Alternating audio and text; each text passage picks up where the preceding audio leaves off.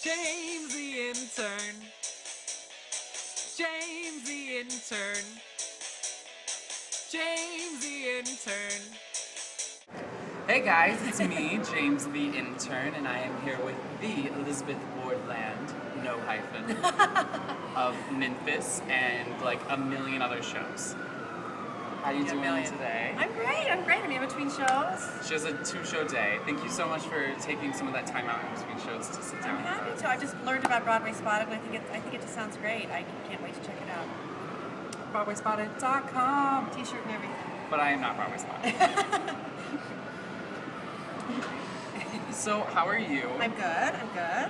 So you just came into Memphis, correct? I came into Memphis a year ago. A year ago? I just flown by. Kind of came out of nowhere in my life. The job came out of nowhere. I'm also married to an actor, so my husband had just finished Promises, Promises. Which was fantastic at the Broadway Theater. Yes, his name is Ken Land. He's darling. And so his show closed on Sunday. I had an audition for Memphis on Wednesday, and I got it, and I started the next Tuesday. Ooh, So Broadway magic. we had just bought a house about 6 months before, so we couldn't have been happier to continue the whole having a paycheck. I'm sure. Yeah, well, when you're a double artist household, it kind of doesn't matter where it comes from as long as somebody's working. As long as someone's getting a paycheck. That's amazing. And Memphis was a great surprise to me. I had seen the show in previews, but I kind of didn't remember it. Kind of didn't think there would be anything for me in it. And when I got the job and when I saw the show, I was blown away. I thought the show had so much to say. It has so much heart. And it says it in such a fun, positive way. And also I think it really depicts that time. What I'm always struck with is how long ago it seems, but how it really wasn't that long ago. I mean, certainly my parents were in college during that time. They were these exact age that these characters were, and just how far we've come. Yeah, it's definitely a slice of like a time period of American culture, which is kind of fantastic for Broadway to be able to bring that to a younger generation as well. Oh yeah, especially I mean, if you think of that in this day and age that the day we're portraying, that they couldn't even listen to each other's music. I mean, I can't imagine. You know, I was a girl singing Whitney Houston songs in my living room. I mean, a voice that we all wanted to be. And I can't imagine not being able to. Not even just like not being able to, but not even wanting to. Right. Which is so bizarre that was only really like 60 years ago. Yeah. So I'm very proud to be in Memphis. It's a wonderful company. It's been wonderful to be home and have a nice job.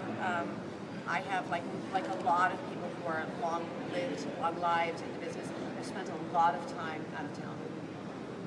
And it's nice to be in New York City. In New York and to be home and to go to work. I had spent almost 8 years in Los Angeles from 2000 to 2008, and so it's been nice to get on Broadway so quickly after we both came home, because Ken got Promises and I got Memphis. Was great. And in Memphis, you understudy Mama? I understudy Mama, and then I have 3 little characters. We all joke, the white people in Memphis, you know, really, it's not really our story. But it is your story. Well, it is our story. We play our part of the story, it's really to portray the racism. And so I play 3 what we call the racists. I play 2 of my characters are really racist. And one of my jobs at Memphis is, I don't even know if people are aware of this. A lot of the white folk in the show, we are singing into a mic backstage. We're doubling all of the black vocals on stage. And it's all live backstage. It's all live. Every single night. And one of the reasons I got the job is because I can sing like that. And all of us who are singing on stage, backstage can sing like that. So it's actually a pleasure because everybody's voices are so good. So you're standing in this microphone singing with these great singers. And that's because the dancing is so significant in Memphis. I saw it, and I was exhausted by the end of it, just Right. watching them So turn to it expect that they're going to do all the dancing and do all those really complicated vocals. So that's so I actually have a very busy show. It just doesn't kind of look it. There you go, Broadway There magic. you go, Broadway magic. Broadway magic. And I'm an understudy for Mom, and I've gotten to go on a lot. It's a great part. And Some fantastic people in your show as well that you get to work with every day. Recently, Adam has come. oh, and we love it. And Montego Glover, it's been running for almost 3 years now, and she is there. Yeah, and she is solid as a rock. Belting it My out hat every goes off to single her time. every day. She's just wonderful. It's a great group. And we do know that you were into Scarlet Pimpernel I on was the in the Broadway. I was in the Scarlet Pimpernel all 4 versions. In fact, I had done the original workshop of Scarlet Pimpernel, and I'm the only person who went from original workshop. So you went through all all the the different stages. versions. What was yeah. that like, going through It was all crazy. of those different I mean, versions? it was crazy. I look back at the Scarlet Pimpernel time. I mean, that could never happen now. What ended up happening with the Scarlet Pimpernel is we opened the show. We did not get good reviews. This was the beginning of the whole internet craze, when the internet was really starting to take off, and we had this crazy fan group, the Pimpies, and some big money people, especially the people at Madison Square Gardens, who really liked the show. They ended up buying the show, recasting some of it, putting in a new director, and we redid the show a year into opening, and opened a new version that was completely different. Which is almost... I've actually never heard of it. I've never heard of it since. After opening, you and then redid it the gets entire better. show. Then that show ran for about 8 months. Then that show closed. We went out onto the road, played Dallas, Houston, and Atlanta, opened a smaller version of it, and moved into the Neil Simon. So you came back. We came back into Broadway. And so opened I it again. opened the show on Broadway 3 times. 3 times. Who else has done that? Well, You. it wouldn't happen now. Elizabeth Woodland. It wouldn't happen. And then I ended up doing the tour also. My husband was in the show too. We got married during the show. In fact, during the curtain call of the day we got, the whole wedding story is a whole other story, but we had to do a matinee on our wedding day because we thought the show was going to close, and instead the show didn't close. We got bought by Madison Square Gardens, and we were opening a new show. So On we'd your already wedding planned day, you our were doing wedding. Scarlet So we Pimpernel. did a matinee, and Douglas Sills brought out a glass wrapped in cloth. The entire audience, he smashed it. The entire audience said Mazel Mazel. Tov, and we've been together 17 years. That's incredible. That's actually an incredible story. And then we ended up doing the Pimpernel National Tour, and after the LA engagement, we ended up staying in LA. And that was really how we were a classic LA story. Basically, 7 years later, we're like, oh my gosh, we've been in LA for 7 years. Guess it's time to go home. Guess it's time to go back to the NYC, and Yeah. we are so glad that you did. Oh, it's been great. I Because mean, you were. I loved being in LA too. It was a great place to live, and we made wonderful friends there. And for me, I got to do a lot of stage opportunities out there that I don't get here because I'm just simply not a marquee name. So I But got. you should be. Well, I don't think I ever got into it to be a big star. What I really wanted to do was to make a living doing this, and I have been very, very fortunate to do that. As I told you, I was out of college before you were even born, so that's a long time. But look at this. Aw. We don't believe her. Oh yes, We no, don't it's believe true. her. It's true. Well, my first big credit was Les Mis, and that was 1988. So, and I had done the Singing in the Rain tour before that. So And I what mean, is your secret? sunscreen now. Sunscreen. No, I think show business keeps you young. I mean, I think it keeps you active and involved. I'm surrounded by 20 to 25-year-olds every day. These girls in my dressing room who inspire me and keep me up on the latest trends. I don't know, it's all relative. I sometimes I look in the mirror and I go, oh, how'd you get so old? But it just is what it is. So what's like the biggest difference, because you're saying you did like a ministry, you did Scarlet Pimpernel, what's the biggest difference between going from a legit shows and now you're in Yeah. like the beltiest of belty Yeah. Broadway shows?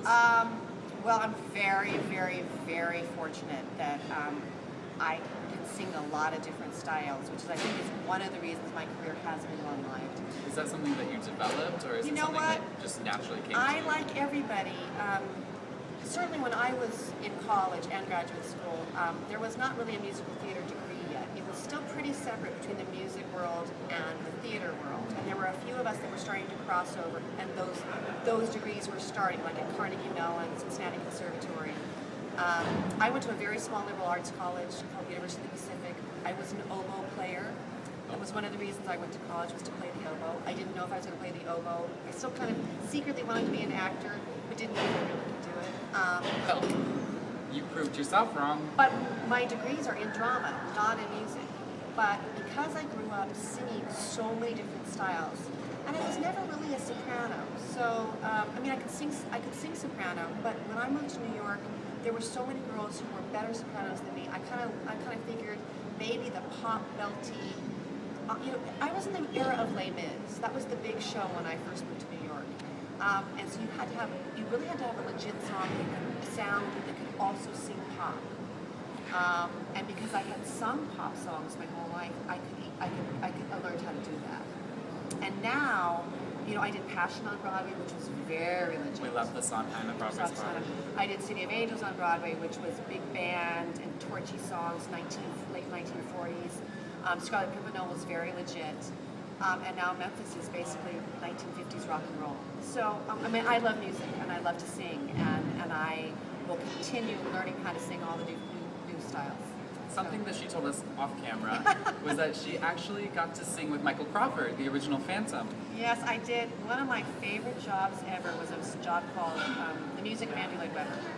And it was Michael Crawford was the star of it, and there were 6 men and 6 women, and we had a 70-piece orchestra on stage. We toured all over America and England, and my solo was Don't Cry for Me, Argentina. Which is coming to Broadway. Yes. And we played Radio City Music Hall. So I got to sing Don't Cry for Me, Argentina at Radio City Music Hall and the Royal Albert Hall in London. Which is insanity. Yeah. It was an amazing cast, and he was wonderful. It was I will look back at it as one of the great jobs of my life. Do you have a favorite Broadway show or like a Broadway moment that you've had throughout your illustrious career? Favorite Broadway moment? Well, they're all, anytime they pay you to do what you dream to do is a good Broadway moment. It's an amazing Broadway moment. I think certainly marrying the man of my dreams, doing a matinee during the day, and marrying the man of my dreams at night, that was a good day. That's an amazing That Broadway was a moment. good day, yeah. It was a drag to do a matinee on our wedding day, but it was, for a girl who grew up wanting to be on Broadway and marry a great guy, special. that was a good day, yeah. That's So, incredible. yeah. And we actually brought you a gift. Oh. We brought you a little gift because we know that Mama smokes a lot. Yeah, Mama throughout does the show. smoke, yeah. She smokes a lot. Uh-huh. And Broadway Spotted was very concerned about you. Oh, Nicorette. So we got you some Nicorette gum so Mama can Thank quit. you. Well, the good thing about what we do in Memphis is we're smoking kind of herb cigarettes. Although they do still kind of dry you out. But especially in that era, the people really did smoke all the time. Yeah, all the time. And so it really adds that flavor. So I do smoke. Now Nancy Olin, who's in it now, smokes less. Adam Pascal smokes less. Chad was definitely a smoker and liked smoking. And Cass Morgan, the original Mama, she chain smoked in the show, which I thought was very effective. So thank you very much. But we were just very appreciate it. concerned. So we wanted to get you some Don't Nicorette smoke gum. in my real life, but thank you. There you go. But now Mama can quit in your other life. That's right. We're gonna write to the show. Please tell Please. Mama, give Mama some Nicorette. Yeah. Was Nicorette even invented in 1951? No, I I don't think it was. Well, they didn't know it was so bad for you. Yeah, back then doctors Yeah, they would be, Yeah, they'd be, they would you know, smoke while with they their were- stethoscope with a cigarette. Yeah. Oh, yuck. smoking. Yeah. But thank you so much for not only meeting us on a double show day, but on Leap Day. It is Leap Day, and you know, I kind of didn't register that it was the whole Leap Day thing every 4 years. 2 extra shows this year. 2 extra shows. Hi, Broadway Spotted. Nice to meet you, all of you. Come see the show. Come It's see a great anything show. on Broadway. Support Broadway, that's what we're all about. And do you have a Twitter? I don't have a Twitter. I do have a website, and I do Website? have a CD. Ooh. It's called First Harvest. I'll do my own plug, yes. Go thank for it, you. go for it. It's called First Harvest. It is on iTunes. You can either do the title of the CD, which is First Harvest, or you can do my name on iTunes. Buy it. It's great. It's a whole variety of different styles of singing. You can get to know me a little bit better by doing that, and we're very proud of my CDs. And or visit my website. Tell me what you think if you listen to it. Yeah, we'll link both of those items Great. on our website down below for you. Oh, I love that. That's Thank so you. exciting. Yeah. We love a good Broadway CD. Yeah, it is some Broadway, but it's some pop, some rock. It's a little bit of everything, just kind of like me. That's so great. Thank you for meeting with us today. Welcome. Nice to meet you. Nice to meet you. Pretty people. James the Intern.